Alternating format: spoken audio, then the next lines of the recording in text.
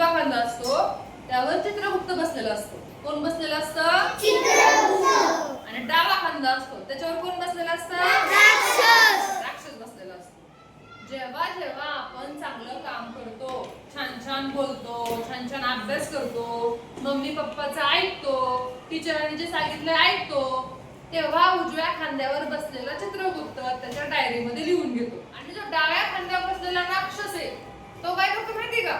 तुम्ही जेव्हा आगाऊपणा करता, खोटं बोलता, मम्मी पप्पाचं ऐकत नाही, टीचरांचं ऐकत नाही, तेव्हा तो राक्षस त्याच्या डायरीमध्ये पण ते लिहून ठेवतो. मग मला सांगा, चित्रगुप्त चांगला की राक्षस चांगला?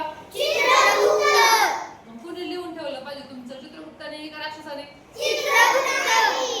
चित्रगुप्ताने लिहिलं पाहिजे. मग तुम्ही तसं वागलं पण पाहिजे की नाही? खरं बोललं पाहिजे की खोटं? शिवाय दिल्या पाहिजे की नाही? मम्मी पप्पांचं टीचरांचं ऐकायचं की नाही? ऐकायचं. तो तुम्हाला बक्षीस पण देतो. चित्रगुप्त जो आहे तो बक्षीस कशामध्ये देतो? मम्मी पप्पा तुम्हाला खाऊ बांधतात, टीचर तुम्हाला व्हेरी गुड देतात, अभ्यास केल्यावर छान म्हणतात, स्टार देतात, ते चित्रगुप्ताने दिलेलं बक्षीस. आणि राक्षस पण तुम्हाला शिक्षा करतो. टीचर कधी कधी ओरडतात, मम्मी पप्पा पण मारतात, रागवतात, ते राक्षसाने दिलेली शिक्षा असते. त्याच्यामुळे कधीही खोटं बोलायचं